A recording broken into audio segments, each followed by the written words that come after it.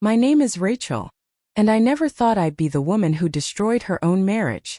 Not after everything we went through. Not after the way Daniel loved me. Quietly, fiercely, like he was building a life around me and didn't care who saw. But here I am, sitting on the edge of our bed, in the same house we used to call a home, staring at a man who now can't even bear to let me touch him. It didn't start with passion, or even resentment. It started with silence. The kind that creeps in slowly. First it was work. Daniel got promoted to senior engineer last year, and ever since the hours got longer. He was coming home tired, drained, still kind but less present. We stopped eating dinner together. His phone buzzed more than mine, always with alerts and deadlines. He'd pass out on the couch, and I'd be left watching some Netflix show I wasn't even interested in. Then came the little arguments, dirty dishes left in the sink, forgotten groceries, missed anniversaries. Nothing big, just erosion. Quiet, steady erosion. And then there was Marcus. I met him at the gym I joined in early spring.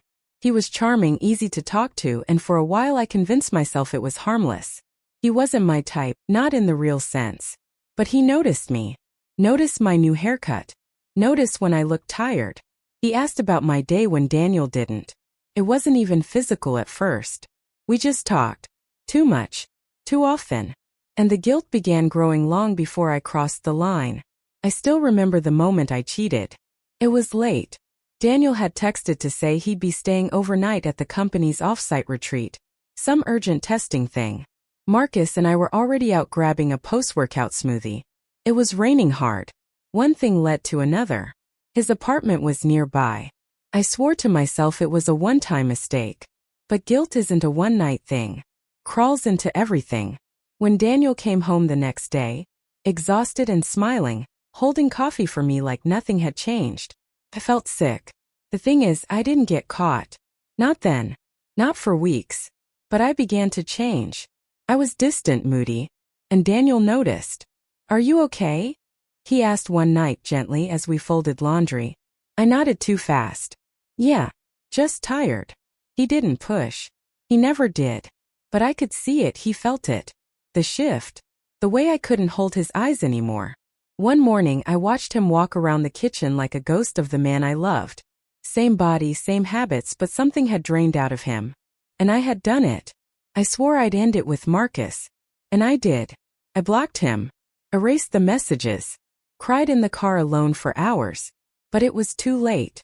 Because Daniel found out anyway. He came home one Friday night, earlier than expected. I was doing laundry and my phone had buzzed again. Not Marcus but a gym friend. Something casual. Harmless. But Daniel saw the name. His eyes narrowed just slightly. Then he asked to see the phone. I hesitated. That's when I saw something break in him.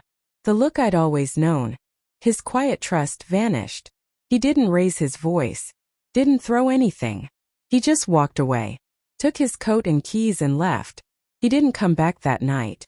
When he did return, early the next morning with red-rimmed eyes, he went straight to the guest room. Didn't say a word. That was 3 weeks ago. Since then we've lived like strangers under the same roof. He won't touch me. Not even by accident. When our hands brush while reaching for the same mug, he recoils. I've tried talking. He doesn't want to listen. Eva begged.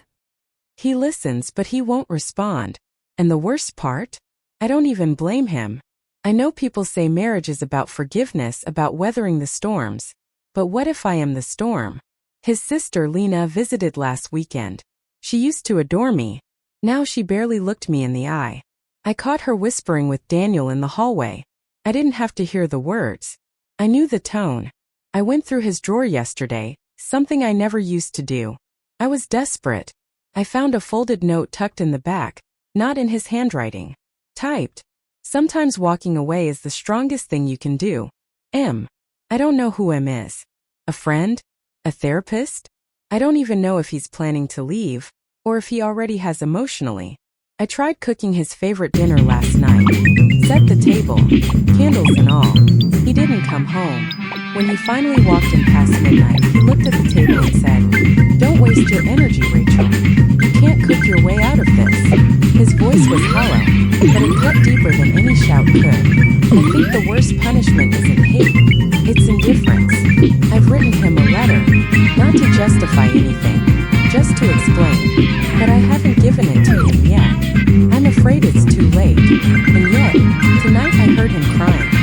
was walking down the hall, and the door to the guest room was slightly ajar.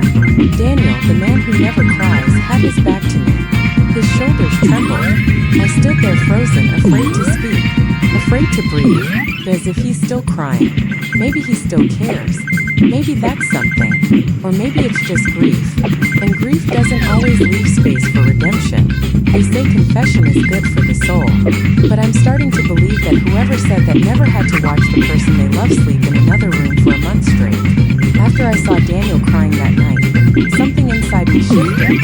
Until then, I'd been clinging to guilt like it was punishment I deserved. And maybe I did. But that moment, seeing him in pain, that wasn't just guilt anymore.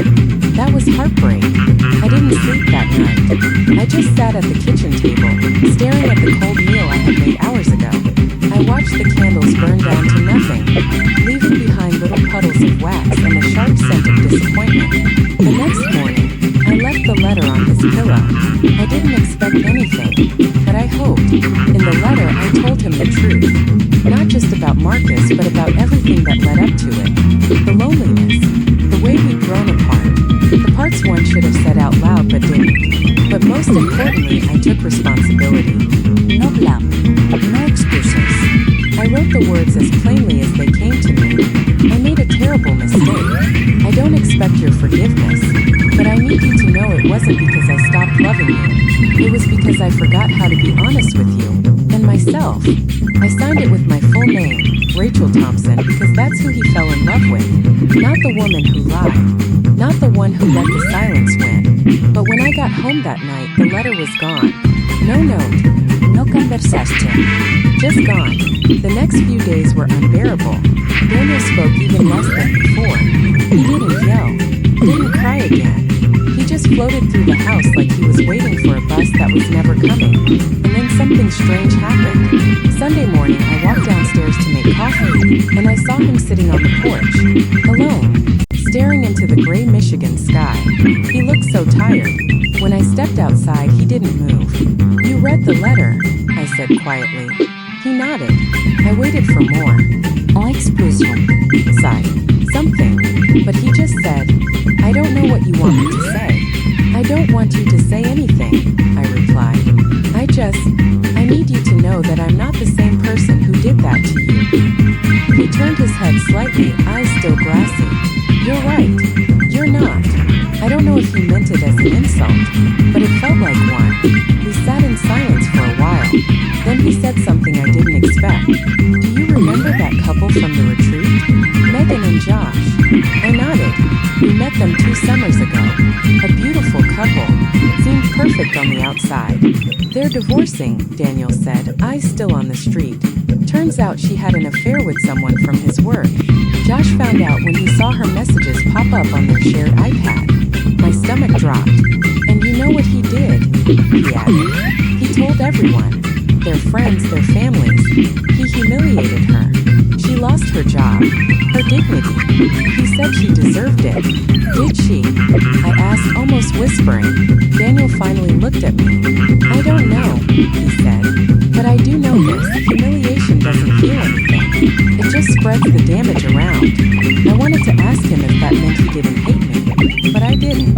Instead, I said, I've already humiliated myself enough. I don't need help with that. He didn't argue. We stayed there a while longer, 2 broken people sipping coffee like we were still playing house. Then just before he stood up to go inside, he said quietly, I haven't decided yet. And then he left me with those words sitting like a lump in my throat. That night, something even worse happened. I got a text from an unknown number. It said, tell Daniel the truth. All of it. Or I will. My heart stopped. First, I thought it was Marcus. But when I clicked the contact info, it wasn't his number. It was someone else. A woman. I didn't sleep. I didn't eat. I was too afraid to ask Daniel if he'd gotten anything similar. And then it hit me, this wasn't about my guilt anymore. Someone knew. And someone was trying to destroy whatever chance I still had left. I spent hours going through my messages, my call logs, my social media. Nothing. Until I remembered something stupid. 2 months ago, before everything fell apart, I met Daniel's coworker Lindsay at a holiday mixer. She She was overly friendly, a little too observant. She asked me about the gym, about my schedule, about what I did while Daniel worked late. I didn't think much of it at the time. She was just being nice. But now something didn't sit right. I remembered, Marcus once told me he saw me from across the street near Daniel's office. He said, "I thought that woman with the glasses was watching us when we grabbed coffee. I thought he was paranoid. But what if she wasn't just watching? What if she followed us? What if this woman knew everything? And she was waiting for the right time to ruin me?" I didn't tell Daniel. Not yet.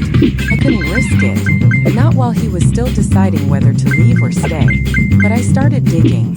And the deeper I went, the worse it got. A few days later, I ran into Lindsay in the grocery store. Her smile was too bright. "Hey Rachel," she said. "You holding up okay?" I gave her a tight smile. "Trying." She leaned in. "Daniel deserves better, you know." My blood went cold. I didn't respond. I just walked away. But I knew then she was behind the message. She wanted him, and she wanted me gone. I rushed home and finally told Daniel everything. Not about Lindsay, not yet, but about Marcus, how many times, when it started, when it ended. I gave him the full picture, even the ugly parts. And you know what he said? I already knew. I froze. "What?" He looked so tired. I knew it was more than once. I just didn't want to hear it from you. I wanted to believe it wasn't that bad. But deep down I knew. Why didn't you confront me? Because I was afraid that if I said it out loud, it would make it real. Then he turned away. I wanted to scream. Instead I asked quietly, "Are we done?" And he whispered, "I don't know." The worst part of betrayal isn't the act itself. It's how deep the cracks run after. You look around and start realizing that nothing in your life is untouched. Not your friendships, not your job, not even your memories, and in my case, not even Daniel's workplace. After he told me he already knew. After I gave him the full confession that left me stripped down to shame and bones, he started pulling away even more. But it wasn't the same kind of cold silence. No, this was more careful, strategic, like he was watching something unfold behind the scenes, and didn't want me to know how much he knew. And then I found it. His work tablet, left on the kitchen counter. Normally he kept it locked away, password. But this time, it was open. Maybe accidentally, maybe not. There was an email from Lindsay Carter. Subject line: confidential HR matter request for in-person review. The body of the email said, "Daniel, I followed up on our previous conversation and forwarded the anonymous report we discussed. I'll handle this quietly for now, but if you change your mind, I believe we both know what she's capable of." That was all. No attachments. No names. But my stomach twisted so hard I nearly fell. I knew. She wasn't just watching me. She reported me. To HR? Why? What kind of report? I closed the tablet quietly, my hands shaking. It wasn't just about an affair anymore. It was about destruction. And Lindsay's fingerprints were on everything. That night, I waited until Daniel got home. I didn't shout, didn't cry. I just asked, "Why is Lindsay involved in our marriage?" He stopped in the doorway like he'd been hit. "Because she saw what you were doing," he said flatly. "She came to me before I ever found out." "And you believed her?" He looked at me for a long time. "She showed me pictures, Rachel." The room tilted. I felt like my insides dropped right out of me. He continued, voice like ash. "She had timestamps, messages, screenshots of you and Marcus, outside the gym, in his car, at the smoothie bar, even one outside his apartment." My knees buckled. I sat down on the floor, right there by the kitchen island. "You knew all this, and still stayed?" I choked. He nodded. "I stayed because I wanted to understand why. But every time I looked at you, I saw those images, and I hated myself for still loving you." There it was, the truth I hadn't let myself believe. He still loved me, but it was rotting in him now. And then he added something else. Lindsay said she could make it all go away, keep it out of HR, protect me. She offered to make you disappear quietly. That last part? That shook me. Disappear how? I whispered. "She said you've been messaging Marcus from your work email. that she could file a harassment report, get you suspended, maybe even fired if she spun it right. I hadn't messaged Marcus in weeks. I deleted everything. I blocked him. But Lindsay worked in Daniel's HR department. If she wanted to fake something, she could. She wants you, doesn't she? I asked. Daniel didn't answer, but his silence said enough. I stood up slowly. You let her get close. You let her do this. To me. To us. She didn't make you cheat, he snapped. No, I said, my voice low. But you let her destroy whatever was left after I confessed. And for the first time, he looked ashamed. The next morning, I called in sick. I drove to Marcus's apartment and parked across the street. I hadn't seen him since the day I ended it. When he came out heading to his car, I stepped out. He froze. Rachel, I need you to tell me something, I said. Did anyone ever approach you about me? Anyone suspicious? A woman. He frowned. At the gym? Maybe once. Someone asked if we were together. Said she was doing a survey or some crap. But I didn't give her anything. What did she look like? Blonde. Tall. Glasses. I think she was watching us before. Why? Because she's trying to ruin my life. He gave me a long look.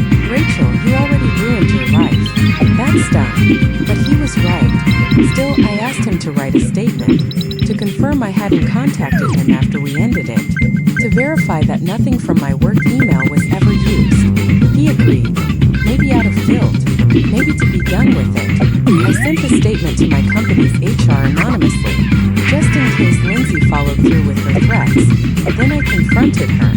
I went to Daniel's office building at lunch, waited in the lobby. When she came down, surprised to see me, and smiled. I know what you're doing, I said, and I'm going to bury you if you keep it up. Her smile was ice. Daniel deserves better. He deserves the truth. And if you go near him again, I'll report you to your director. With proof. She leaned in, eyes glinting. You think he's going to choose you over me? After what you did? No, I said. I think he'll choose himself. But I'm not letting you make that decision for him. I turned and walked out, heart pounding. It was the first time in weeks I felt like I was standing on solid ground. That night, Daniel finally sat down at the dinner table. We didn't speak for a long time. Then he said, I know you went to see Lindsay. I met his eyes. Good. I wanted you to know. She told me everything. That you threatened her. I defended myself, I said. And I defended us. He looked down at his hands. There's not much of an us left, Rachel. Maybe. But I'm still fighting. Silence. I saw Marcus, I added. He gave me a statement. You'll get it tomorrow. I know you don't trust me, but I'm trying to rebuild something. He didn't respond. I need to ask you something, I said. He looked up. Did you ever think about cheating too? About evening the score? He looked away again, took a breath, then said, yes. It felt like someone kicked me in the chest. But I didn't, he added. Not because I didn't want to, but because I didn't want to become someone I'd hate. Tears filled my eyes. You're a better person than me, I said. He shook his head. No, I'm just broken in a different way. Then he stood up, took his plate to the sink, and paused. Before leaving the room, he said, I'm taking some time off. Going to my brother's in Colorado. How long? I asked. He didn't answer. Now the house is empty. Cold. It's been 3 days since he left. I haven't heard from him. I sleep in the guest room now. Feels wrong to sleep in the bed we shared. I don't know if he's ever coming back. I don't know if I've done enough. But I do know this. This story isn't over. Because a woman like Lindsay doesn't give up that easily. And neither do I. When Daniel left for Colorado, something in the house changed. It wasn't just his absence, it was the silence. The true kind. Not the cold, bitter one we've been drowning in. But a hollow, aching quiet that felt like the final note of a song no one would play again. I walked past his office and paused at the door. The chair was still pushed slightly back, like he might come in any minute. His favorite hoodie still hung on the back of it. The pen he always chewed on was on the desk, just sitting there. Everything looked untouched, but I knew the truth. He was gone because he couldn't breathe near me anymore. I didn't call him. I didn't text. reason his phone lit up with dread. Instead, I focused on the things I could fix. I reported Lindsay's threat to her director. I forwarded Marcus's signed statement and the timestamp messages to clear my name at work, just in case. But I didn't do it to save my job. I did it because I was tired of waiting for someone else to save me. I burned this life down. Now I needed to walk through the ashes without blaming anyone else for the smoke. 2 days into Daniel's trip, his sister Lena showed up at my door. I braced myself. She hadn't said more than 10 words to me in weeks. But this time she looked different. "I'm not here to judge," she said, stepping inside. "I'm here because my brother won't answer my texts." "Did something happen?" I asked. She nodded, sitting at the edge of the couch like she was debating whether to scream or cry. "Daniel's hurting, but he won't talk to anyone. I figured maybe you'd know more than I do." I sighed. "I don't. Not anymore." She looked at me, eyes sharp. "Do you still love him?" "Yes," I said without hesitation. "Then fight harder." I blinked. "Excuse me." She leaned in.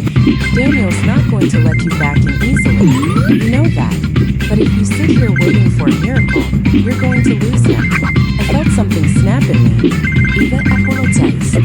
Either confess." I cut off the man I was with. I faced the humiliation. What else am I supposed to do? "Remind him who you used to be," Lena said. "Not the woman who cheated. The woman he chose." The next morning, I packed a bag and flew to Colorado. No text. No warning. I knew where Daniel's brother lived. We'd been there for Thanksgiving 3 years ago. When I pulled up outside the cabin, the snow was falling lightly. I saw Daniel's car in the driveway and nearly turned back. But I didn't. I knocked once. Then again. Finally, his brother, Sam, opened the door. He looked at me with a mixture of confusion and pity. "Rachel, I need 5 minutes," I said. "If he tells me to leave, I will." He didn't smile, but he stepped aside. Daniel was sitting by the fire, his back to it. When he turned and saw me, he froze. His face went pale. His lips parted, but no words came. I stepped forward, holding my breath. "Please don't throw me out. Just let me talk." He stood slowly. "What are you doing here?" "I couldn't sit in that house anymore, Daniel. Not without trying again. Not when I know we're still in there. Somewhere." He stared at me like I was someone he used to know. Then he walked past me. Out the door. Into the cold. I didn't follow. Not at first. But Sam did. He returned 10 minutes later alone. "He needs space," he said. "But he's not mad that he came." I nodded. My hands were trembling. "I don't even know what I'm doing anymore. You're showing up," Sam cut in. "That's more than most people do." I stayed the night in a nearby motel. I didn't sleep. The next morning, Daniel knocked on my door. He looked exhausted. "I didn't sleep either," he said. I kept thinking about what he said. I opened the door wider. He stepped in, looked around the plain, cheap motel room, and then looked at me. "I can't pretend this didn't happen," he said. "I can't unsee what I saw, but I also can't pretend that I stopped loving you just because you made a mistake." I choked up. "Then why are we standing in this space between loving and leaving?" "Because I'm scared," he admitted. "I'm scared that forgiving you means I've given up my self-respect." His words hit harder than any insult ever could. I stepped closer, heart pounding. "I don't want you to forgive me out of pity, or because you're afraid of being alone," I said. "I want you to forgive me because you still see something in us worth saving." He looked at me for a long time. Then he said, "Come back to the cabin." That night was the first time we shared the same roof again in weeks. He slept on the couch. I didn't ask to share his bed. We talked for hours, not about the affair or Lindsay or work. We talked about the little things, the first time we danced barefoot in the kitchen, the time we got lost on our road trip to Sedona and ended up at that weird petting zoo, the way we always argued over whether pineapple belonged on pizza, and somewhere between midnight and dawn, we remembered how to laugh again. Just once, but it was enough. The next morning, he made coffee. He handed me a mug without a word, but I saw it in his eyes. He hadn't decided to forgive me yet, but he wasn't done trying. We flew back to Michigan together. Still separate rooms, still fragile silences, but together. I returned to work. The HR case against me? Closed. Lindsay had been placed on leave. My evidence held up. Her manipulation, her harassment, exposed. Quietly handled, but permanently noted. Daniel cut her off completely. I didn't ask for that. He just did it. And then one night, weeks after we got back, something unexpected happened. I found a small photo album on the kitchen table. The kind we used to make when we first got married. Inside were pictures I hadn't seen in years. Our wedding, our first Christmas, silly Polaroids from movie nights and Sunday brunches. On the last page was a handwritten note. I don't know where this ends, but I remember how it started. And I'd be lying if I said I didn't want to find that again. I sat on the kitchen floor and cried. Not from pain, from hope, but just when I thought the storm had passed, something else hit. Daniel got a call from his mother.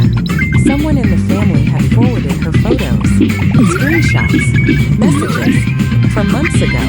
Not from Lindsay, from my cousin Amy. Apparently, she'd stumbled across old texts I stupidly forgot to delete from our shared cloud. She'd taken it upon herself to warn Daniel's mother before he made the mistake of reconciling with me. He didn't tell me right away. I found out when I overheard him on the phone, pleading with his mother not to get involved. I know what she did, he said, but this isn't your choice.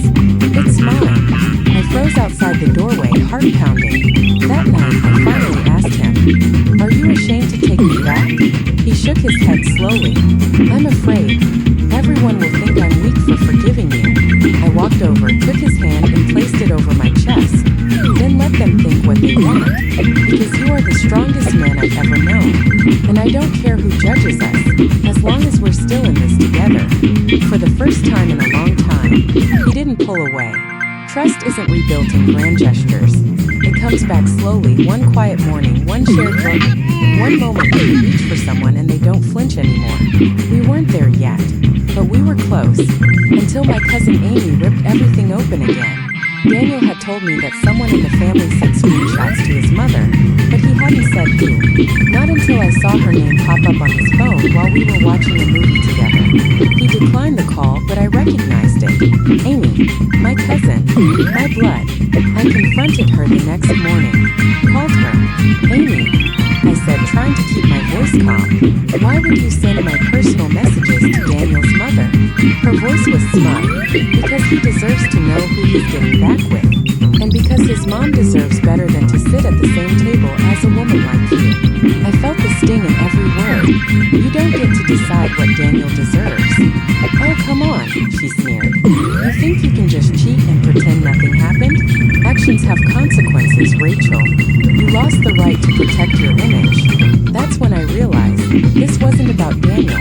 Amy had always been jealous of my marriage, of our home, of our life. Maybe she didn't plan to destroy me out of spite, but once she had the ammo, she didn't hesitate to pull the trigger. I hung up without another word. Daniel was in the garage when I found him, cleaning tools that didn't need cleaning. "She called again," I said softly. "I know," he replied. "She said your mom shouldn't have to see me again." He didn't look at me. "My mom doesn't get to vote on my marriage." I stepped closer. "But does Amy?" "No," he said firmly. "She doesn't." That night, he finally told me what his mother had said on the phone. She told me she'd lose respect for me if I stayed married to you, that I was being weak, that I was setting a bad example for my younger cousins. "And what did you say?" I asked. I said I'd rather lose her respect than lose you. I felt a sob rise in my throat, but I swallowed it back. Daniel had defended me. Again. And this time, I knew what it cost him. But the universe wasn't finished testing us. Later that week, I came home to find a box sitting on our front porch. No label. No note. Inside was a stack of printed photographs. Most of them old, blurry screenshots of the text I thought I deleted forever. And one picture that made my knees buckle. A photo of Marcus and me, in the car, his hand on my face. It had a note taped to it. "He deserved better. You deserve nothing." No signature. Just that one sentence. I stared at it for a long time before walking inside. Daniel found me sitting on the couch, the box open in front of me. He looked at the photo, then at me. He didn't yell. He didn't ask questions. He just sat beside me and said, "Do you know who sent it? Probably Amy. Or Lindsay. Or both." Silence. Then Daniel said something I'll never forget. "I think I'm ready to forgive you." My breath caught. "Not because it's easy," he continued, "and not because I've forgotten, but because holding on to this pain is eating me alive. And I don't want to lose myself trying to punish you forever." Tears spilled from my eyes. "Are you sure?" He nodded. "I'm sure enough to try." I reached for his hand, and this time he didn't pull away. The next few days felt like we were finally breathing clean air again. The poison was still in our past, but we were learning to live around it, together. But then something else surfaced, something I wasn't prepared for. We were clearing out the attic, Daniel's idea. He said we needed to make space for new memories. I found an old shoebox under a pile of holiday lights. It had letters in it, not mine, handwritten ones, dozens of them, from a woman named Claire. The first one began, "Dear Daniel, I know you said you weren't ready, but I can't stop thinking about the way you smiled when you held my hand." My heart stuttered. I read 3 more before I stopped. They were dated about 6 months before we got married. I'd never heard of Claire, never seen her name before. But judging by the content, she had been in love with him, and he hadn't burned her letters. I waited until that night to ask, "Who's Claire?" I said gently. Daniel froze. He looked down. "She was someone I dated after college." It was serious but short. "Why do you still have her letters?" He hesitated. "Because she died, and I didn't know how to let go." I stared at him shocked. "She died?" He nodded. "A car accident. Drunk driver. I was supposed to meet her that night, but I got stuck late at work." My heart cracked. "I didn't tell you because it never felt relevant," he said. "She's part of my past, but not like you think. Did you love her?" He looked at me. "Yes, but I let her go. You're the one I chose." It was the first time I realized that Daniel had been carrying pain long before I added mine to the pile. We sat on the floor of the attic, surrounded by dust and boxes and ghosts. And for once we were both quiet. Together. The next day I burned the photos Amy sent. One by one. I didn't want them in the house anymore. Not as reminders. Not as evidence. The only things worth keeping were the choices we made from here on out. And that night something changed. Daniel came to bed. My bed. He didn't touch me. Not yet. But he laid beside me, and in the dark he whispered, "I forgive you, Rachel. But I'm still healing." "I know," I whispered back. And for the first time in what felt like forever, I believed we were going to make it. Healing isn't beautiful. Not at first. It's awkward conversations, shaky forgiveness, and brushing past the ghosts in your hallway without flinching. It's learning to sit beside the person who hurt you, and the one you hurt, and realizing they're the same person. Daniel and I didn't wake up fixed, but we woke up together, and that was the start. After he returned to our bed, the air between us changed. It wasn't warm yet, but it wasn't cold either. It was careful, mutual. We'd say good morning, eat dinner together, and even laugh sometimes. The silences no longer felt like walls. They felt like room to breathe. Then something unexpected happened.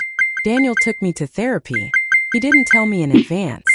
Just came home one evening and said, "I made an appointment for us. You don't have to come, but I'd like it if you did."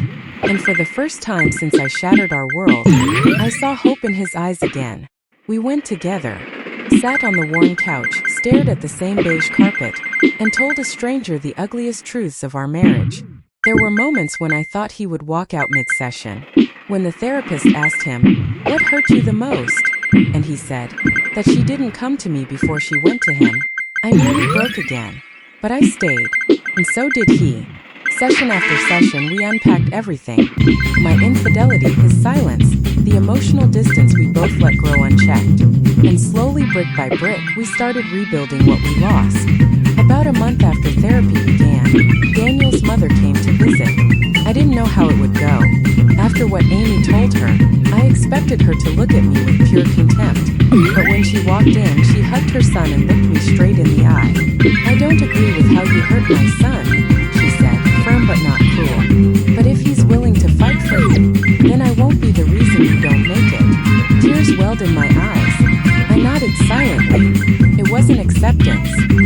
yet, but it was something even more powerful.